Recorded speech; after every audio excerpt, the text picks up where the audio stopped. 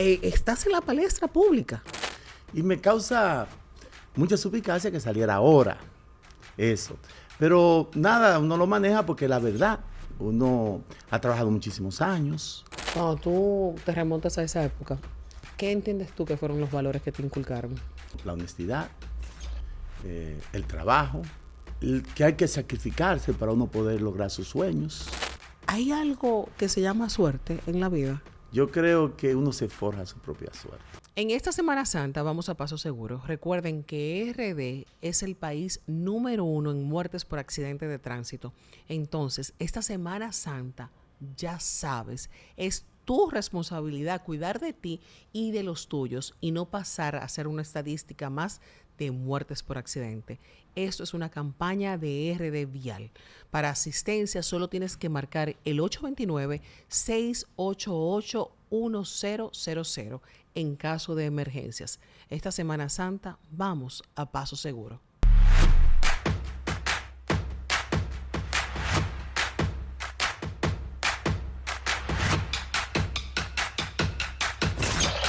Bienvenidos a una nueva edición de Luz García, el podcast. Hoy nos acompaña un dominicano cuya historia es testimonio de esfuerzo, de resiliencia y de compromiso. Empresario, líder social y político, pero también un hombre de familia, de fe y de profundas convicciones. Hoy vamos a conocer más allá del senador al ser humano. Bienvenido, Carlos Gómez. Yo quisiera aplaudir, pero tú sabes que en este formato, como no es Noche de Luz, no se puede, pero vamos a aplaudir. Bienvenido. Gracias. Para mí un placer estar contigo aquí en una compoblana. Se me olvidó decir dentro de la introducción que un gran amigo, compueblano, orgullosamente mocano. De muchos años. De muchos años. Sí. Estás en la palestra pública. Es decir, y qué extraño es cuando tú estás en la palestra pública después de tantos años de trabajo que tienes como senador y de repente te pones de relieve por un tema de tu fortuna. ¿No suena contradictorio? ¿Cómo lo manejas? Bueno, mira, para mí me causa mucho asombro que fuera ahora, ya que esa declaración que hicimos hace 5 años que la hicimos. Sí, cuando tú hablas de declaración es cuando declaraste tu fortuna. Exacto, cuando la primera vez que tuve la oportunidad de ser senador, ¿no? Ahora nos toca otra vez en la reelección. Y me causa mucha suspicacia que saliera ahora eso. Pero nada, uno lo maneja porque la verdad, uno ha trabajado muchísimos años, sabe que desde los 12 años estamos trabajando y hemos hecho muchas empresas, hemos realizado empresas. Tú has ido a la empresa de nosotros allá en Estados Unidos. ¿Qué te puedo decir? Es como curioso, o llama, no a suspicacia, diría yo, pero ¿por qué a la gente le da tanto morbo el tema económico? Bueno, mira, a mí me ha sorprendido también porque como yo me he realizado empresarialmente en Estados Unidos, allá lo que hacen es que alaban a una persona que le ha ido bien. Aquí ha sido, no puedo decir lo contrario, porque muchas personas han salido a defendernos, a hablar de lo que nosotros hemos hecho, que somos inspiración, ¿no? para muchos jóvenes. Vienes de una familia trabajadora. Así es. De Moca, de mi provincia y de mi pueblo. ¿Qué recuerdos guardas importantes de esa primera infancia? Bueno, muchos. Recuerdo en el ámbito... Mira, ponte cómodo, que tú no eres senador aquí. Ponte cómodo. Me quito el traje, entonces. Te puedes quitar el traje, ponte cómodo y relájate. Está bien. Mira, recuerdo parte de mi infancia con mi padre, que desde pequeño en un taller de banistería siempre nos llevaba a trabajar.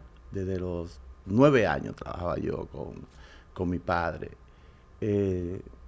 Mi madre, una persona con alta sensibilidad social, que desde pequeño siempre nos inculcó lo que es la parte social.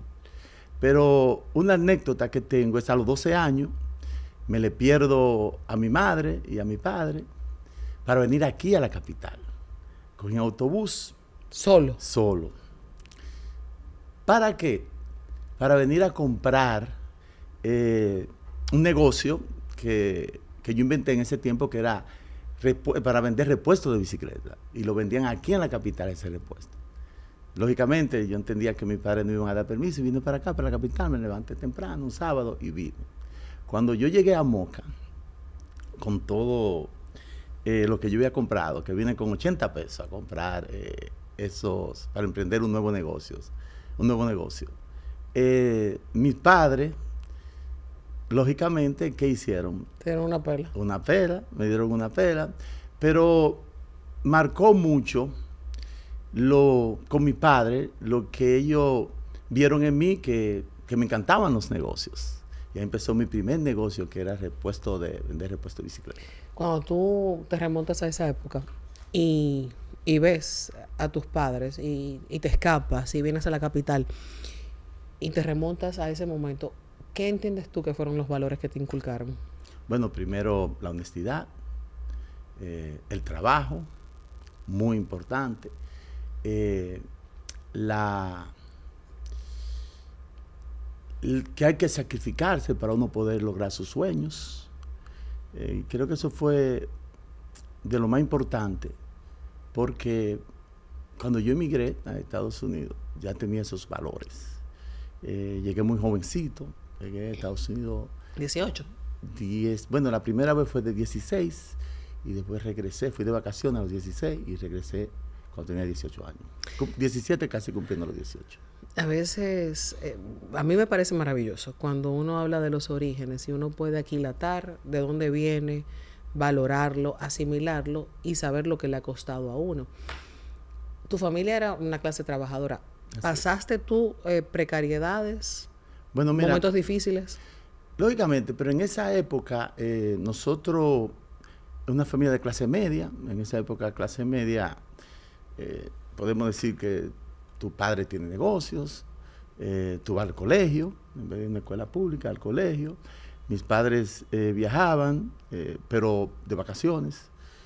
Y puedo decir que, como todo joven en esa época, en el barrio, sí, entendíamos, por ejemplo, mi primera bicicleta, mis padres no me la regalaron, tuve yo que bajarme a trabajar para tener mi bicicleta. Teníamos que trabajar es decir, desde los 9 años mi papá me ponía a trabajar y nos pagaban. Es decir, esa época nos pagaban a nosotros 25 pesos a la semana. Por ¿Dónde? En el taller de banistería de mi papá, y después pasé sí, pero ahí había tráfico de influencia. No, yo trabajaba, me ponía a trabajar de verdad. ¿Qué tú hacías en el taller? Bueno, usualmente lo que hacíamos era, mi papá me ponía a hacer muchas cosas. Por ejemplo, ayudarle a agarrar cualquier, porque era 9 años, ¿no? Iba a montar una puerta, un apartamento, yo iba con él, le ayudaba a pasarle los utensilios que necesitaba. Pero después de ahí yo empecé a trabajar con mi mamá, que entonces tenía una tienda de vender electrodomésticos y eso. Y ahí aprendí, que fue muy importante para mí, porque aprendí a convencer para poder vender. Y lo aprendí ahí con mi madre. En otras palabras, o en buen dominicano, aprendiste la labia a muy temprana edad. Bueno, a convencer, vamos a poner. Eres el cuarto de 5 hermanos. Exacto. ¿Siempre fuiste el líder o te convertiste en líder a través de haber conseguido posicionamientos, riquezas, bienes? Bueno, mira, desde pequeño, de todos mis hermanos, el que tenía más inquietud era yo en la cuestión de negocios. Inclusive en un momento, mi padre me vio un poquito pensativo por una inconveniente que había tenido con uno de los hermanos míos, de pequeñito, ¿no? Y me dice... ¿Qué pasó? A mí tú no me puedes decir inconveniente, tú me tienes que contar qué pasó. Bueno, hace tantos años de eso. Yo recuerdo... ¿No te recuerdas? Recuerdo el momento. Yo sé que estoy en un mueble sentado, llorando, y mi papá me dice, no te preocupes, que tú eres el arquitecto de tu vida, y tú vas a ser el eje de esta familia, el líder de esta familia. ¿Y así pasó? Bueno, todos mis hermanos trabajamos juntos, cada uno en una empresa diferente, todos trabajan en el Grupo Gómez. Cuando tú eras niño, y recuerdas cosas muy puntuales, como esa anécdota, que para mí es una anécdota interesante, porque incluso viene hasta de los venerables masones de la logia, que establecen que uno es el arquitecto de su propio destino. Entonces él te lo inoculó a muy temprana edad. Cuando miras hacia atrás, ¿qué soñabas cuando niño? ¿Soñabas con la política? ¿Soñabas con ser empresario o con ser millonario? Bueno, todo joven piensa en tener posesiones, ¿no?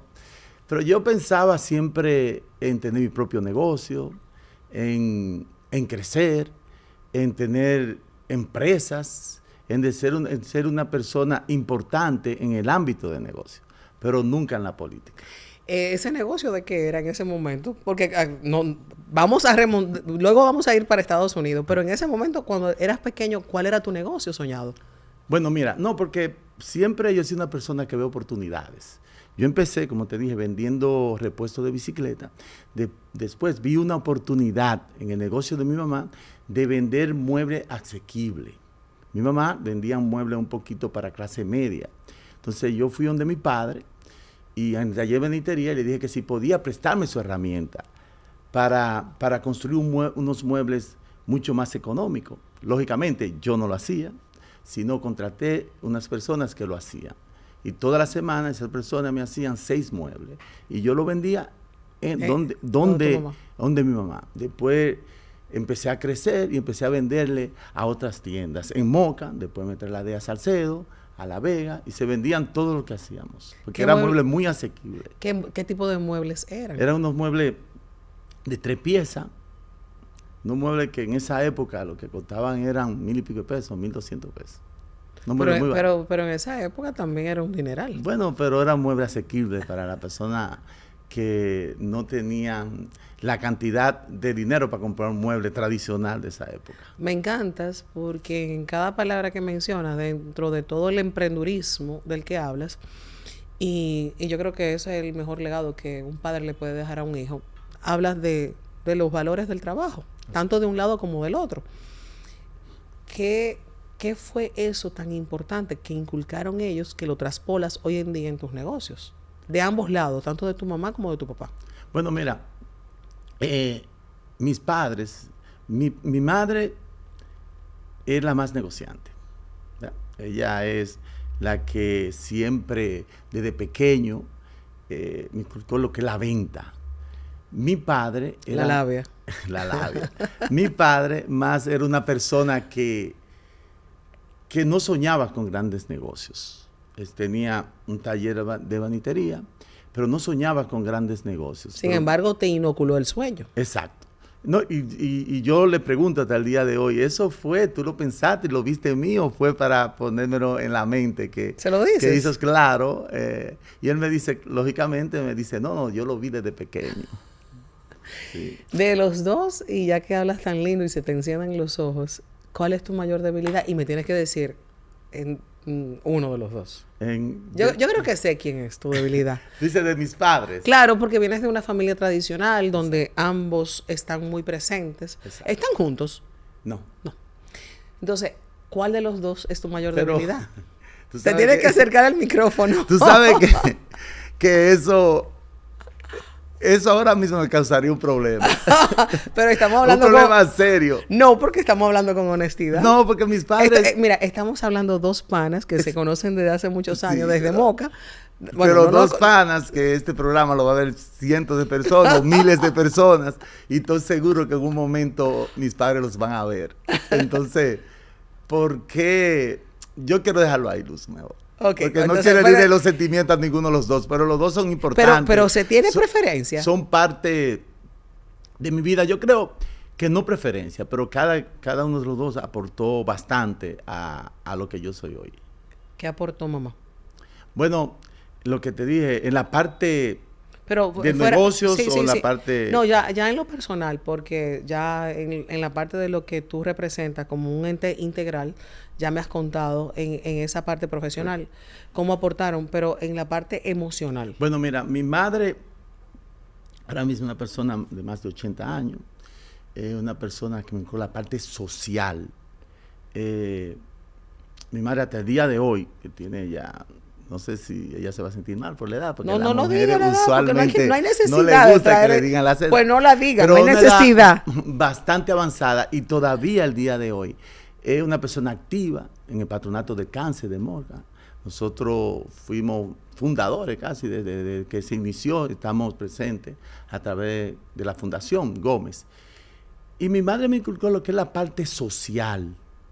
Nosotros, era tanto así, que la fundación nació hace aproximadamente 23 años. Yo estando en New York, mi mamá me llamaba casi diario. Necesito que me mande dinero para esto, necesito que me mande dinero para aquello. Y decidimos formar una fundación. Yo creo que mi madre desde pequeño me inculcó esa parte social. Sí. Que nosotros debemos colaborar con el prójimo. Ella lo hacía de manera informal, Exacto. por tantas necesidades que había y tantas posibilidades que tú tenías. Entonces, se llegó a canalizar a través de la fundación. A través de la fundación. Que yo voy a seguir hablando, porque yo te dije, que relájate. Inclusive, la fundación, hay una parte que la hacemos en conjunto con la Seguridad de Espaillat, pero hay otra parte que no sale a la luz pública que la maneja mi mamá. Que esa parte social, ella está siempre muy activa hasta el día de hoy. Yo creo que eso siempre me ha marcado. Tengo un compromiso de seguir ese legado. Y de mi padre puedo decir que la parte de la lectura, la parte de conocer el mundo, hasta el día de hoy todavía mi padre me llama y me dice, Carlos, cómprate tal libro, a eso. Entonces, esa parte de la honestidad, de que hay que seguir creciendo, que hay que seguir aportando, que nosotros los empresarios tenemos ese compromiso de seguir creando bienestar económico para los que nos siguen, todas esas cosas. Saliste debajo de un camión, porque a veces yo le pregunto a Miguel Ángel, ¿quién es tu preferido? Y si me lo dice en intimidad, él me lo dice a mí, pero si se lo dice en intimidad el papá, posiblemente también lo hace con su papá. Bueno, Eso, pero es una pregunta complicada. es complicado. Hablas de eso que inoculó tu padre en términos también académicos. ¿Fuiste empírico? ¿Cuál es tu formación universitaria? ¿O de descantarte por el tema de los negocios o de la vida productiva y abandonaste ese sueño de la universidad? Bueno, mira, en este instante, ¿O eres autodidacta? bueno, También es válido. eso es lo que hemos hecho, pero siempre he creído en el estudio. Bueno, no sé si lamentablemente emigré muy joven y no pude terminar la universidad y me dediqué a los negocios, pero en este instante de mi vida estoy estudiando en la universidad. Tengo una carrera universitaria. Lo que pasó conmigo fue que lo hice al revés. ¡Qué interesante! Muchas personas estudian y después en los negocios. Yo lo hice al revés. Primero hice los negocios y ahora estoy estudiando. ¿En ese momento hubieses estudiado negocio o otra carrera? Bueno, ¿O estabas estudiando otra cosa? Me gustaba la arquitectura, influenciada por mi hermana, que es arquitecta. ¿Y en la actualidad estás estudiando política o negocios? Estoy en relaciones internacionales. Ah, qué interesante. Sí, sí. Negocio yo creo que ya he aprendido bastante en el quehacer de la vida. Si uno mira hacia atrás y dice, me arrepiento de no haberlo hecho en ese momento. Mira, cuando yo miro hacia atrás, hay una parte de la vida mía que yo emigré muy joven. Y a esa edad, usualmente uno empieza a crear esos amigos verdaderos. Es decir, ¿Allá o acá? Bueno, que no tuve la oportunidad de hacerlo, porque desde que llegamos a Estados Unidos, Yo comprendo lo que el hicimos sentimiento, fue más de lo que tú te imaginas. trabajar. Es decir, allá teníamos 4 trabajos, es decir, que no teníamos tiempo, salíamos de las 7 de la mañana, salía a las 7 de la mañana y llegaba a mi casa a la 1, a las 2 de la tarde. Lógicamente, solo, porque mis padres vivían aquí, mis hermanos vivían aquí, uno solamente vivía allá, pero no vivíamos juntos. Pero esa parte que uno se queda como esos amigos, esas aventuras desde los 16, 17 hasta los 20, 21, que uno empieza a crear una personalidad y a crear amistades y esas cosas, eso me la pasé trabajando. Raíces. Esa parte, como que muchas veces me pongo a pensar qué hubiese pasado, escucho cuentos de personas de esa edad, pero a mí me tocó trabajar bastante en esa época. Yo me identifico por múltiples razones, quizás con diferentes circunstancias, y yo le voy a dar a esta conversación para adelante y para atrás. Ok. Por múltiples razones y por lo que estás diciendo. Te vas a Estados Unidos con 16. Sí, casi cumpliendo 16. Solo, Solo. sin familia allá. Bueno, tenía unos primos, pero Ok. no vivía con mis primos. ¿Cuáles fueron las mayores circunstancias o las circunstancias más difíciles que enfrentaste como un adolescente casi adulto? Bueno, mira, Pero siendo un muchacho. sí, yo primero llegué a de un amigo de mi papá al Bronx. Cuando yo llegué a Estados Unidos, yo no sabía que iba a durar tanto tiempo allá. Yo llegué para durar solamente 2 años, porque necesitaba comprar un camioncito que necesitaba para poder transportar mis muebles aquí en Santo Domingo. Pero Si tú te fuiste a buscar mejores oportunidades, pero con el deseo de regresar. de regresar. Yo me vine a dar cuenta que vivía en Estados Unidos a los 5 años. En un momento yo dije, pero ya yo vivo aquí, porque siempre ese anhelo de que el año que viene me voy, el año que viene me voy.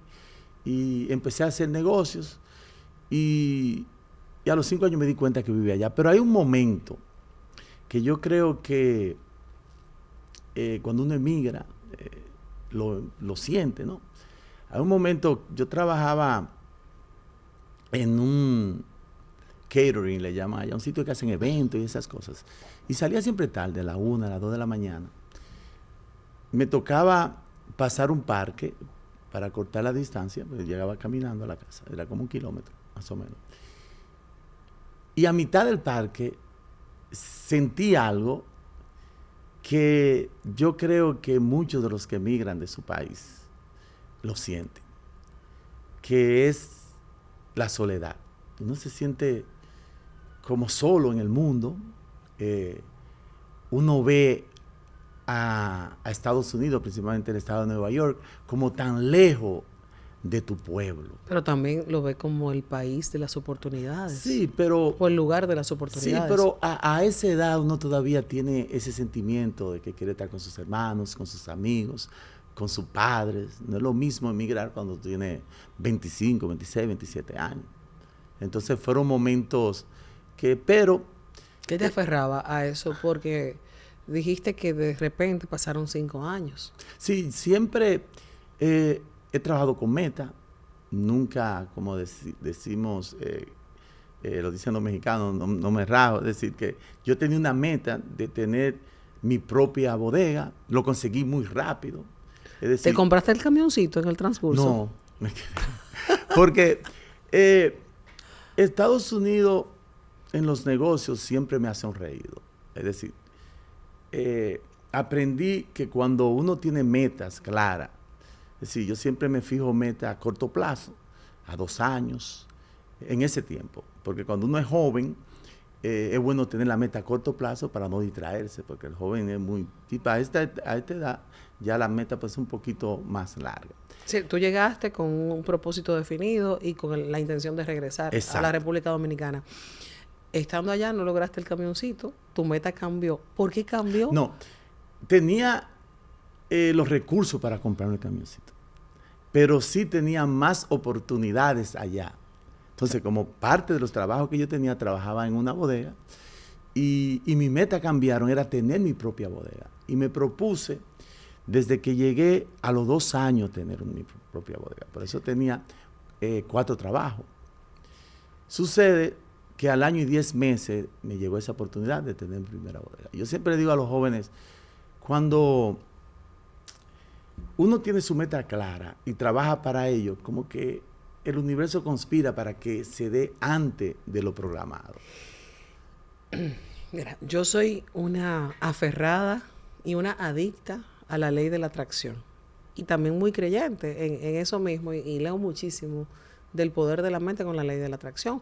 Pero es muy fácil uno quizás poder tratar de aplicarlo y tratar de inocularlo en otros que van creciendo, que son entrepreneur o dar charlas. Pero ¿cómo hacerlo material y tangible? Por ejemplo, te lo propusiste, lo lograste al año y 10 meses. ¿Hay algo que se llama suerte en la vida? Bueno, ¿Qué tanto valor le das a eso? Y a la realidad tangible. Primero, Yo creo en la ley divina. Siempre creo en Dios, que siempre me ha llevado por el camino correcto. Pero si tú me pones a definir la suerte, yo creo que uno se forja su propia suerte. Claro, si lo ponemos en porcentaje, yo creo que es un 75% en la perseverancia, el trabajar para ello. Y lógicamente, sí, porque no te cae mal nada del cielo. Exacto. Entonces, si lo ponemos en proporción, ha sido un 25% suerte y un 75% de trabajo. ¿Te fue bien el primer mes de haber adquirido la bodega? Sí. Trabajamos fuertemente. Inclusive, tenía una dinámica de que los primeros 6 meses yo la trabajé solo. Es decir, para ahorrarme lo más que pueda. Sí, en empleomanía. En la empleomanía. Yo me levantaba muy temprano, llenaba todos los freezers y me levantaba temprano para ir a la marqueta antes de abrir y así los primeros 6 meses lo hice así hasta que la bodega llegara a un punto de equilibrio. Siempre ha sido así. Trabajar con meta, trabajar con, ¿cómo podría decirlo? Trabajar con un fin definido. ¿Recuerdas tu primer buen cheque? ¿Mi primer? Buen cheque. Bueno, claro, no cheque. Yo cuando trabajaba... O ingreso. Ingreso, pero te voy a contar algo. Yo trabajaba en mi primer trabajo en Estados Unidos.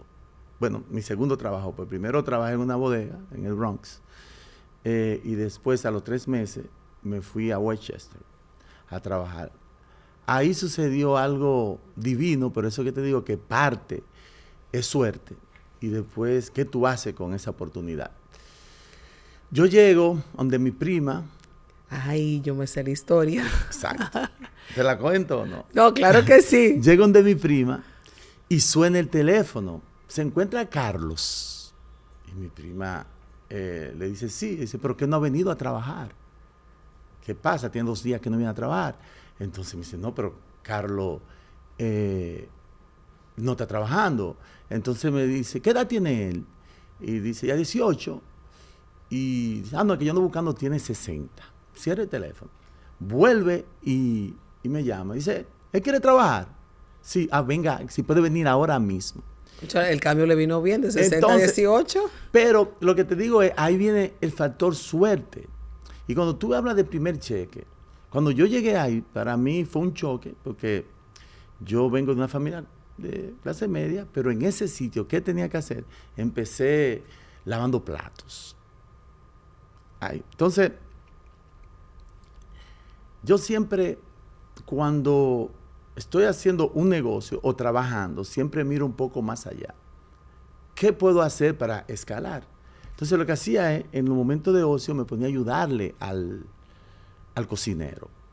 A los 2 meses ya yo estaba como ayudante al cocinero. Después de ahí hacía lo mismo con el bartender. Y te cuento esta historia porque a los 3 meses, después de ser ayudante al cocinero, me pusieron como bartender. No se ganaba mucho dinero, pero sirviendo tragos, le di valor agregado a lo que yo hacía. ¿Qué hacía? Bueno, me inventé un trago que le llamamos Carlos Delicious, y el trago yo lo ligaba ahí donde todo lo que encontraba. Si encontraba hasta cilantro le echaba. Pero sabía bueno. Sabía bueno. ¿Qué pasa? En esos sitios no se dan propina, cuando usualmente la gente cuando en boda y eso no está en mente dar propina. Yo puse un vasito, le puse $2 y ese vasito se llenaba cada 10 minutos. Es decir, tú mismo creaste el efecto. Exacto. De la propina. Entonces, ¿qué pasa? Ahí fue en realidad que yo empecé a ver dinero de verdad. Es que tú fuiste un tigre de Moca. No. Entonces, no es como que hice un cheque en sí, pero empecé a ver grandes cantidades de dinero ahí sí. ¿Qué fue el primer gusto que te diste así como Carlos? Mira, yo cuando tenía mis metas, era 2 años, yo no salía a ningún lado, es decir, ni a comerme un hot dog, no tenía tiempo. Y Y era todo ahorro, ahorro, ahorro. Un día viene una señora, que era la esposa de donde yo trabajaba, el dueño de una bodega, y me dice, Carlos, tiene que cambiar tu ropa, porque como que no estaba preocupado, no estaba la moda y todo eso. Ya yo tenía, económicamente ya estaba mucho más estable, y cogí un día y me fui a la ciudad, a Manhattan, y vine con 2 maletas de ropa llenas. Ese es mi primer gusto, que mi primo me dice, oh, pero tú te vas de retirada para Santo Domingo. Entonces ese fue mi primer gusto que me di en Estados Unidos. Y yo diría que más que gusto, visionario, fue una inversión en ti. Así es. En imagen. Bueno, la realidad era que yo no tenía tiempo. Yo, como quiera, tenía que empezar a las 7 de la mañana hasta las 1 y las 2 de la mañana.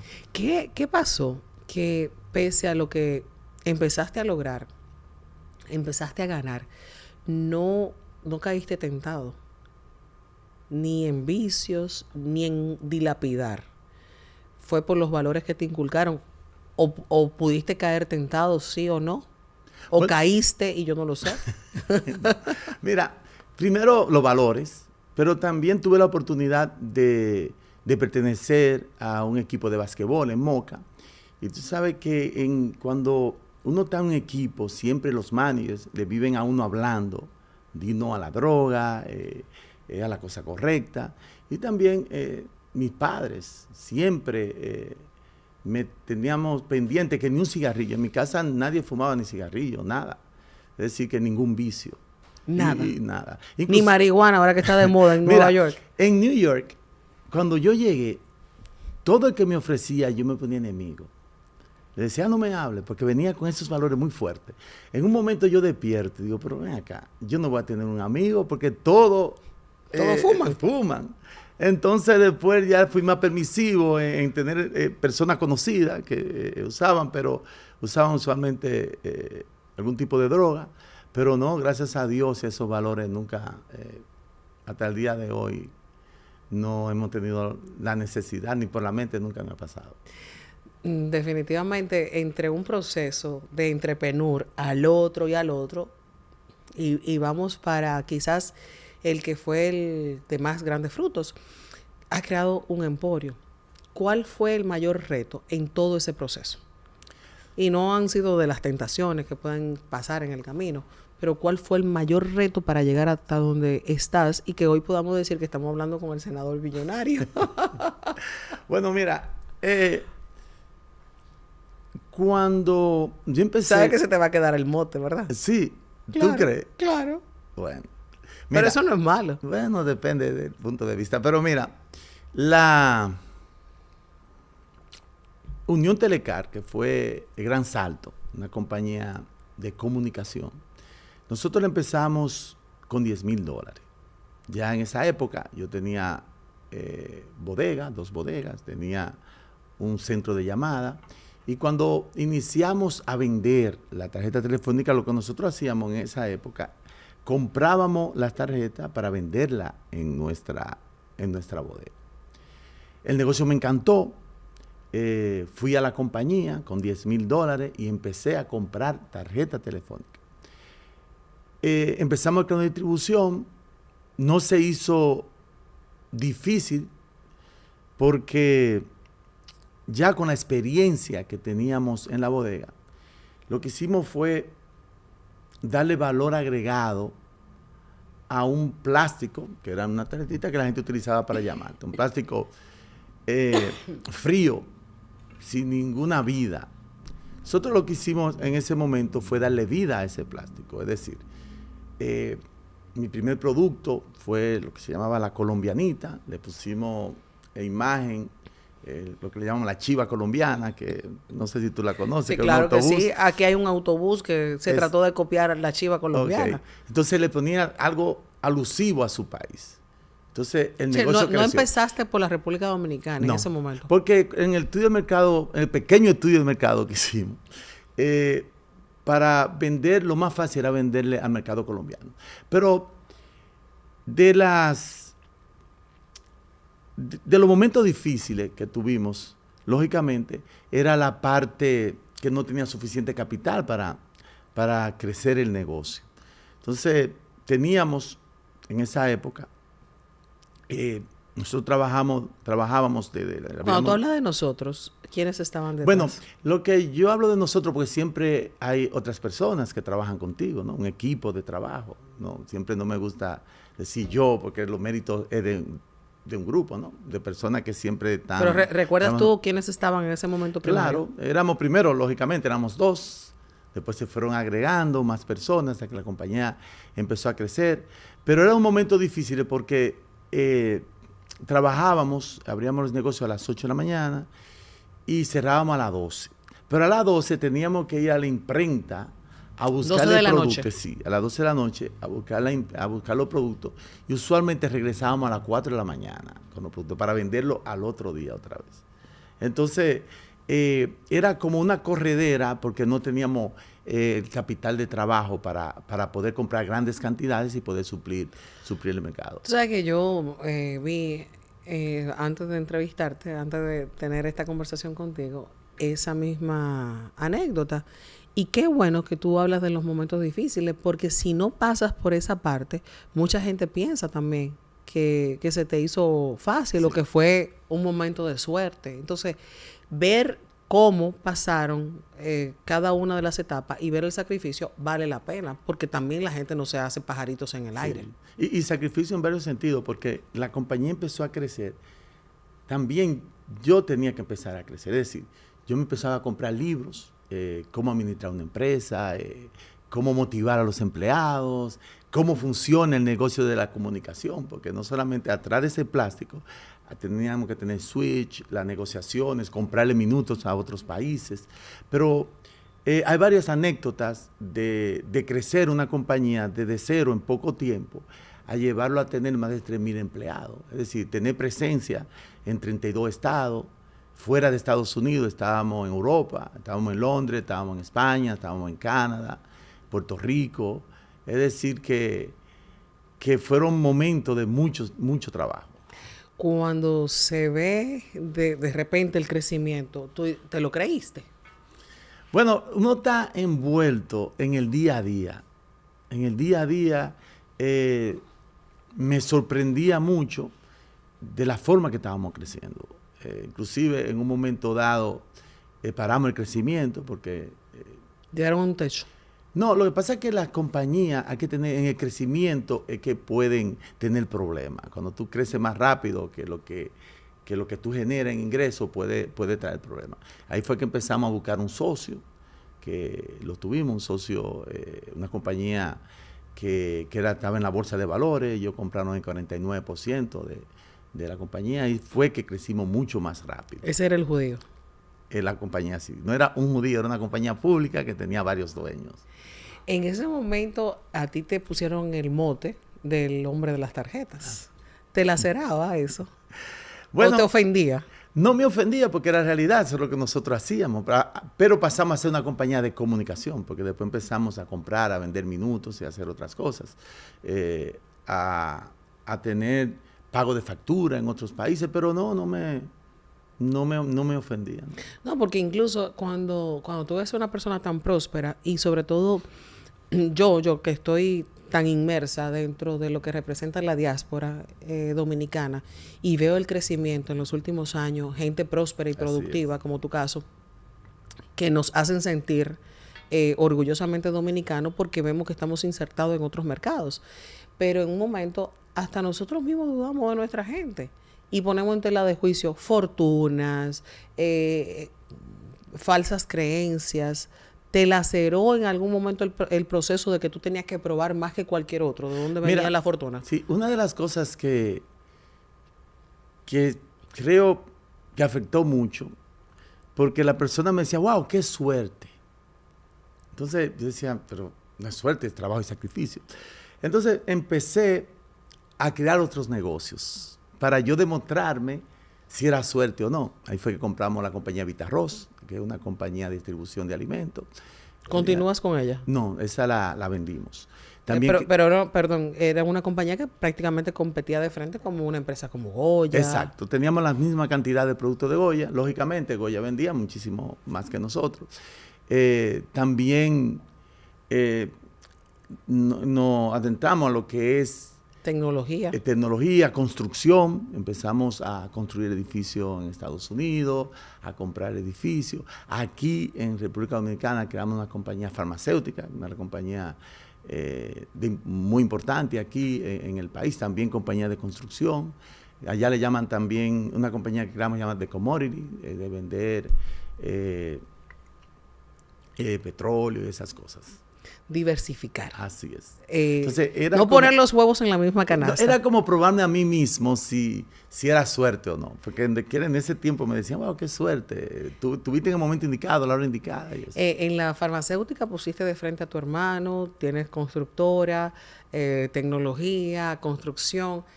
¿En cuál de todas has tenido mejor suerte? Mira. Mentira. Te lo probaste, no era suerte, era trabajo. Exacto. Puedo decirte, cosas que me llenan de orgullo es la compañía farmacéutica. Somos el número 3 en el país en venta.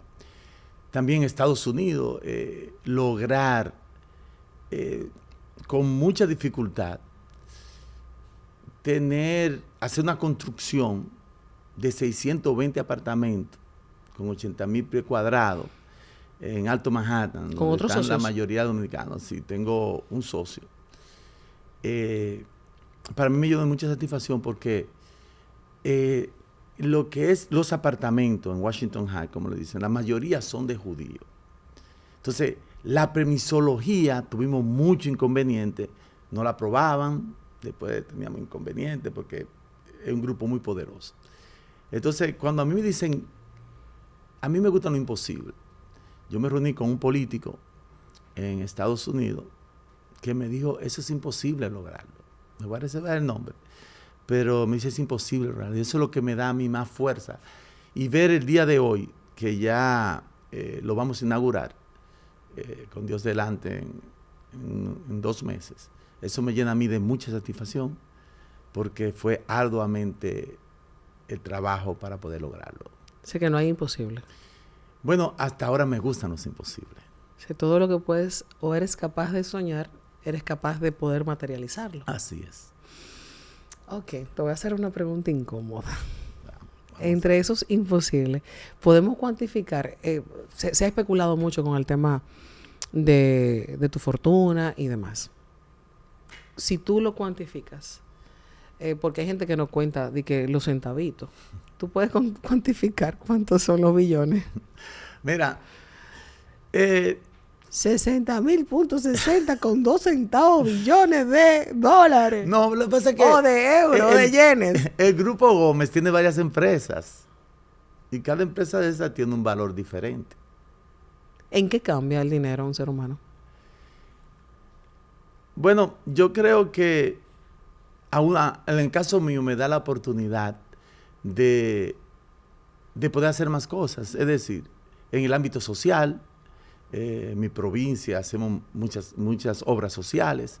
¿Usas tus recursos para eso? Claro que sí. La Fundación Gómez, nunca hemos recibido o aceptamos que donen dinero. La persona aceptamos que pueda donar el tiempo, pero no aceptamos dinero. Pero, ¿qué te voy a decir? También me da la oportunidad de crear bienestar económico para otros a través de ser empresario. Así que, como te dije, siento que nosotros, los empresarios, tenemos el compromiso de crear riqueza para que esos jóvenes tengan puestos de empleo, es decir, esos jóvenes que siguen, crear bienestar económico para ellos. Y eso es parte, tú que eres autodidacta y que también te encanta la lectura, dicen que eso es parte de la ley de la atracción y el poder de la riqueza. Una de las llaves maestras de la riqueza es poder tú administrar tus bienes, pero también poder masificarlos y poder llevar parte de tus bienes, y en eso es bienes tangibles, dinero, conocimiento, poder proliferarlos hacia otros, y ahí el universo también te los retorna. Así es. Y yo creo que nosotros los empresarios, principalmente empresario de Latinoamérica, debemos comprender eso. Si tú ves los países desarrollados, que los empresarios siguen creando riqueza. Tú ves estos que son de los más ricos del mundo, todavía siguen creando, y así que los países progresan. Y eso debemos hacer en Latinoamérica, hacer lo mismo. Tú hablas de Latinoamérica y de los empresarios y de la riqueza. ¿Tienes una posición tú en Forbes? Que yo sepa, no. ¡Qué raro! ¿Por qué? ¿Eso es mercadológico? Bueno, no, sino que Sí, no, pero yo trabajo, pero no fuera de pensando... relajo, tienes una fortuna para estar en Forbes. Bueno, no sé. Pero yo trabajo no tanto para acumular riqueza. Yo no trabajo para eso. Inclusive, cuando estábamos haciendo la declaración jurada, yo mismo me sorprendí. Porque yo no estoy en eso, contar si 5 pesos más o 5 pesos menos, sino como que me gusta crear empresa, me gusta crecer, me siento... Yo cuantifico el valor de una empresa por cuánto empleado yo tengo. Por ejemplo, para mí, a fin de año, yo digo, bueno, esta empresa empezamos con 100 empleados y ya tenemos 150. Eso me llena a mí de mucha satisfacción. No tanto cuánto nos ganamos. Claro, todas las empresas tienen que estar, no puede estar en números rojos, todas tienen que tener ganancias, pero me llena de mucha satisfacción eso. ¿Tú has tenido fracasos? Lógicamente, claro, todos tenemos fracaso, pero seguimos adelante. ¿Qué puedes contabilizar como un fracaso? Bueno, mira, cuando yo vendí el 49% de mi compañía, yo estaba muy emocionado con la cantidad de dinero que íbamos a recibir. Entonces no leí la letra pequeña. En la letra pequeña hubo una cláusula que no me beneficiaba. Llegó un momento, años después, por no leerla, tuve mucho problema. Es decir, para decirte que en un momento se solucionó después, pero iba a llegar a mi empresa y ya no tenía ningún tipo de poder. Es decir, a pesar de tener el 51% exacto, de las acciones. A pesar de que fue formada por mí y todo eso, pero buscamos la manera que después la recuperé la empresa. Eso fue uno de mis fracasos. También tuve un fracaso cuando mi primera bodega, como fue muy joven y para adquirir algunos permisos, no me lo daban si tú no eras mayor de edad. En Estados Unidos, mayor de edad es 21 años. Entonces puse en la bodega a nombre de otras personas. Cuando cumplí la mayoría de edad, quise ponerle ya mi nombre y ahí vino el problema. ¿Cuánto te costó? Me costó bastante. En esa época era mucho para mí. Ellos dijeron que no, que yo era solamente el dueño de 50, no del 100. Y tuve que, como quien dice, comprar mi propio negocio de nuevo. Eso fue un fracaso. Y siempre digo a los jóvenes que hagan por todo documentos. Siempre es bueno hacer contratos. Si yo hubiese hecho un contrato en esa época, quizá no había tenido ese inconveniente que tuve. A veces uno se maneja por la buena fe. Así es. ¿Qué lleva a un hombre exitoso, ya en extremo exitoso, al máximo de estar en compañías públicas en los Estados Unidos, a decir, quiero retornar, ya no con el sueño del muchacho de los 16 o de los 17 o de los 18 años? Ya llegamos lejos. No, y una edad muy avanzada también, desde esa época. Quizás no tanto, y también eso es parte de no formarte, y te lo dije, te lo tengo más para adelante, porque yo tengo el mismo sentimiento, que no hiciste raíces en Estados Unidos en el momento, por la edad en la que llegaste, y por estar inmerso en el trabajo, pero tampoco aquí, por la edad en la que llegas también. Pero llegaste siendo un hombre joven, 35, 40 años, no más de ahí. Sí, yo lo veo prorrateado, más o menos. Por ahí sí. Sí. Entonces, llegas a la República Dominicana ya no con el sueño del muchacho de 16 ni el de 18. ¿Por qué la política? Si lo tenías todo. ¿Por qué la política aquí y no seguir bajo el sueño americano en los Estados Unidos? Donde me imagino que también tienes tus referentes políticos. Sí. ¿Sabes que la mayoría de los inmigrantes siempre tienen ese deseo de regresar al país, de aportar a su país? La política viene por un compromiso social. con la fundación uno puede cambiar algunas vidas. Pero a través de la política, y tú sabes, Luz, que todo lo cambio importante en el mundo ha venido a través de la política. Nosotros teníamos un punto que ya no podíamos avanzar más con la fundación y entendíamos que a través de la política podemos lograr. Y te cuento que cómo. Por ejemplo, en nuestra provincia, en la fundación nos pedían becas. ¿Qué puede dar una fundación? 20 becas, 30 becas, 50 becas, 100 becas. Pero a través de la política, después que me dieron esa oportunidad de representar a la provincia más bella que tiene el país, que es la provincia de Espaillat. Estoy de acuerdo contigo. Gestionamos, por ejemplo, la UAS. En Moca tenemos la UAS, que antes no existía. Hay aproximadamente 800 jóvenes ya estudiando, que quizás esos jóvenes no hubiesen tenido la oportunidad. Se tenían que desplazar a Santiago. Bueno, o quizá a Santiago, pero quizá no tenían el sustento económico para estar viajando todos los días de Moca a Santiago. Pero también tenemos el ITLA, un instituto tecnológico, que hay aproximadamente 700 jóvenes estudiando. Entonces, eso se logra a través de la política. Por ejemplo, con la fundación hacíamos operativos médicos, pero a través de la política logramos la remodelación, el equipamiento de un hospital en Gaspar Hernández, el Hospital Manuel de Luna, que ya esas personas no tienen que esperar que haya un operativo médico, sino tienen dónde ir. El Hospital Toribio Bencosme, en Moca, tenemos uno de los tomógrafos más modernos del Caribe. Eso no se puede lograr a través de una fundación. Se logra a través de la política. Y por esa razón nosotros estamos haciendo política. Pero había una vocación en ti.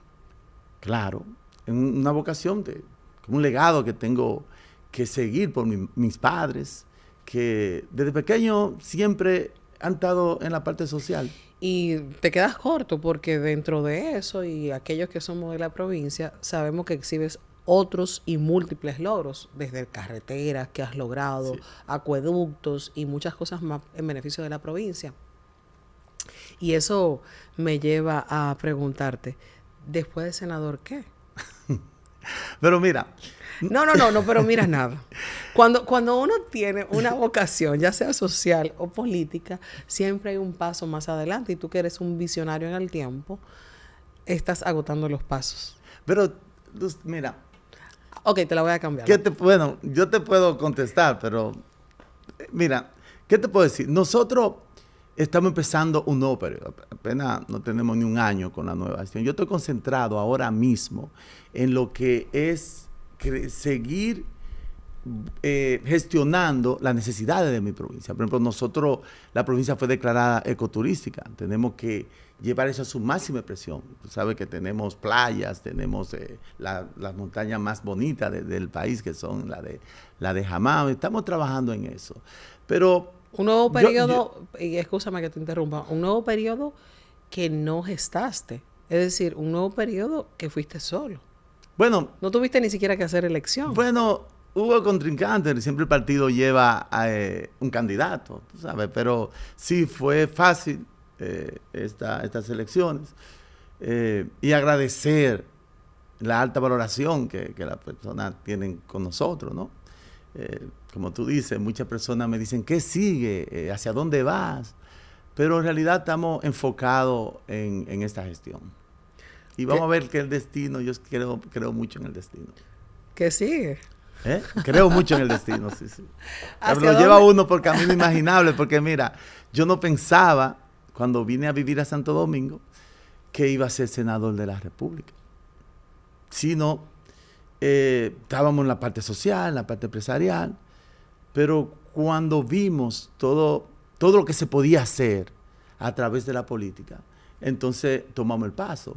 Primero, en un momento, mi familia, mi madre estaba un poquito como renuente porque dice, mira, que entra la política, se daña su nombre y esas cosas.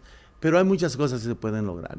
Y siempre le digo a los amigos míos que son empresarios, que tienen ese temor, porque tú sabes, desde que tú entras a la política, la gente entiende que algo malo va a pasar o que tu dinero está en cuestionamiento. Yo siempre le digo a la persona, yo primero fui empresario y después político.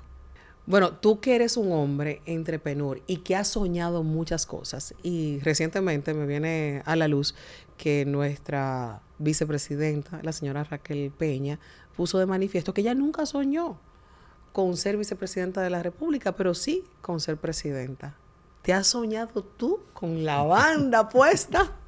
¿Qué te digo, Rob? No te sonrojes, contéstame. No, claro que, mira, en realidad te digo, me sorprende cuando uno va a los restaurantes o en la calle, la gente siempre está hablando que le gustaría que nosotros lo representáramos, es decir, que por qué no correr para la presidencia, pero la realidad es que estoy concentrado, y te lo digo de todo corazón, estoy concentrado en trabajar por la provincia y trabajar por el país en estos 3 años que me quedan como senador. Sin embargo, eres uno de los grandes militantes del PRM y no vienes del PRM. ¿Cómo se da esa transición? ¿Cómo adquieres la confianza? No desde ahora, sino desde un primer cuatrenio del presidente de la República. Bueno, mira, el presidente me llamó para que tomara, ¿cómo te puedo decir? Yo no estaba pensando en política. Entiendo que a través de la política podíamos lograr los cambios que hemos logrado. El presidente tuvimos varias reuniones. Yo no sé si fue que hicieron un estudio en la provincia de Espaillat y vieron en nosotros que podíamos lograr el objetivo, es decir, de ser senador de la provincia de Espaillat. Pero fue Luis que empezó a llamarme y yo primero no estaba seguro, decía que sí, que no, y que sí, que no. Pero la decisión la tomamos tarde. Empezamos nuestra campaña en febrero, faltando unos meses para las elecciones. Y lo que más me impedía en un momento dado eran mi familia, que no estaban seguras, mi madre estaba indecisa, pero como te dije, el destino va llevando por camino imaginable. Entonces, hoy, gracias a Dios, estamos por un segundo periodo y contento con los logros que hemos logrado para la provincia. Fuera de lo que representa el presidente de la República, que ya abiertamente ha declarado que no va a una reelección, ¿quiénes tienen tus afectos, ya sean del partido o fuera del partido? Bueno, a nivel del liderazgo político. Nosotros tenemos muchos candidatos buenos. El PRM tiene muchos jóvenes que son bien valorados por la sociedad. Yo me debo a una provincia. Yo ahora mismo, y estamos de tiempo, es decir, yo estoy trabajando y es muy difícil para un senador, en el caso mío, decir que voy a apoyar a este o voy a apoyar al otro, porque son muchos ministros. Y tú sabes que lo que uno hace es gestionar para la provincia de Espaillat. Entonces, parte de lo que tenemos que hacer, aparte de legislar y fiscalizar, pero hay unos cuantos ministros que tú sabes que están corriendo por la posición. Entonces, yo lo que me he quedado neutral en ese sentido, es decir, que en realidad no he visto el plan de gobierno de cada uno de ellos. Tengo que verlo en su momento dado para tomar una decisión, cuál sería el que yo entendería que le conviene más al país. Yo dudo mucho que tú no hayas visto un plan de gobierno de uno ni del otro, o quizás es muy primario. Exacto. Pero de los nombres que son sonoros, quizás un Eduardo Sanz Lobatón, un David Collado, Carolina Mejía, la misma doña Raquel, que ya... Wellington Arnaud, que ya están prácticamente todos en la tómbola de proponerte una candidatura, ya sea vicepresidencial.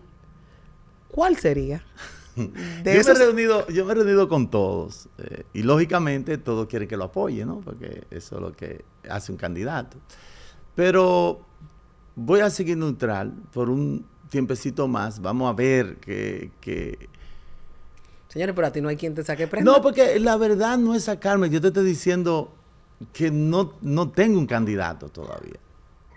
No tengo un candidato. Faltan 3 años para unas elecciones. ¿Qué tan diferente es la política en la República Dominicana comparada con la política en Estados Unidos? Bueno, muy diferente. Si empezamos a verla de la parte proselicista, allá no se hacen esas campañas que aquí se hacen. Allá, inclusive, la ciudadanía se entera mucho de quiénes son sus candidatos. La gente vota allá porque soy demócrata o soy republicano. Cuando estoy hablando en lo que es la parte de la senaduría, de lo que le llaman concejales allá, en la parte presidencial tú no ves a grandes caravanas. Y yo he tenido la oportunidad de recibir candidatos presidenciales allá. Se manejan muy diferente, inclusive en las donaciones. No hay donaciones como directas, sino, tú sabes que allá hasta para donar no se puede dar más de $2,700 con cheque. Es decir, que lo que se hace más reuniones, muy diferente. ¿Más equitativo y más honesto que aquí? Mucho más, claro. ¿Eres trumpista? Mira, yo soy senador de la República.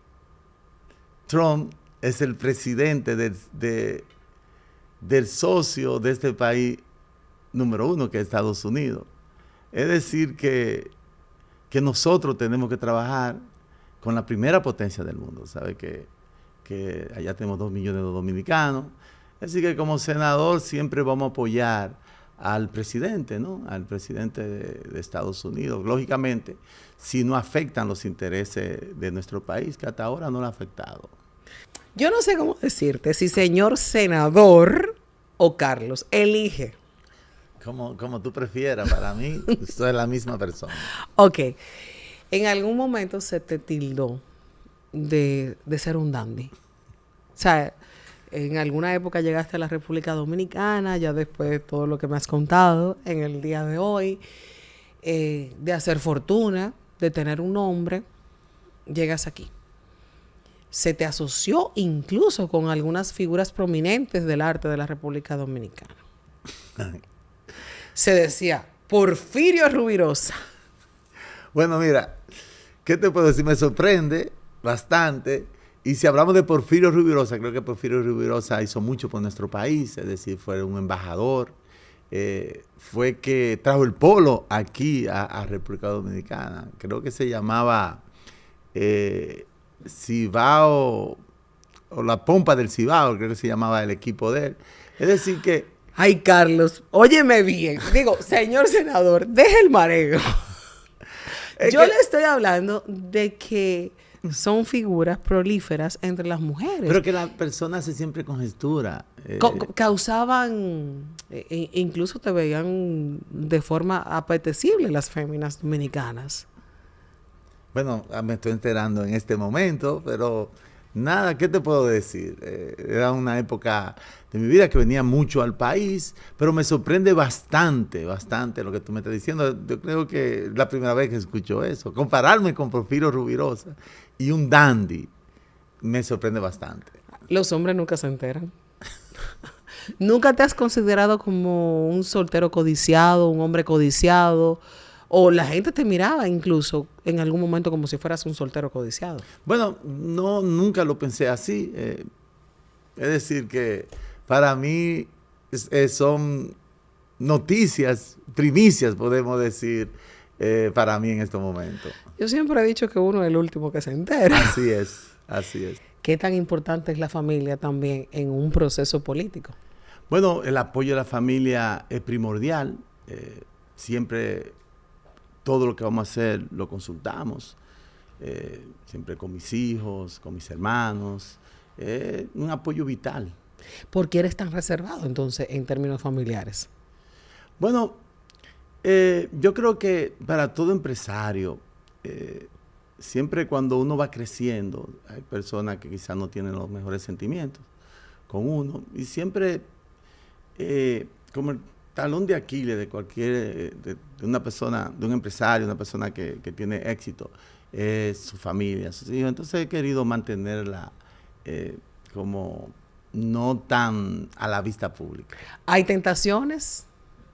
¿Existen tentaciones? Como hombre, lógicamente, todos los hombres tienen tentaciones. Ahora está en lo que tú hagas con esas tentaciones. No, y te lo pregunto porque a raíz, y te lo decía a modo de chanza cuando llegaste aquí al estudio, que te puede pasar como le pasó a Juan Soto recientemente, que había gente que no le respondían al celular y están arrepentidos. Bueno, Juan Soto es una historia de éxito, una historia muy bonita, lo de Juan, la perseverancia. Ese muchacho es un orgullo para nosotros los dominicanos. ¿Te molestaba cuando la gente, bueno, ya dijiste que tú no te enterabas, pero ¿te molesta que la gente te vea también como un dandy, como un Porfirio Rubirosa? ¿Por qué? No me molesta, pero en realidad no he escuchado eso mucho, ¿no? De un dandy, wow, y un Porfirio Rubirosa. Tuve la oportunidad de leer su biografía y Porfirio Rubirosa fue una persona que salió en una época con muchas actrices y yo creo que hay muchos dominicanos que la admiran, pero en esa parte yo no la admiro, ¿no?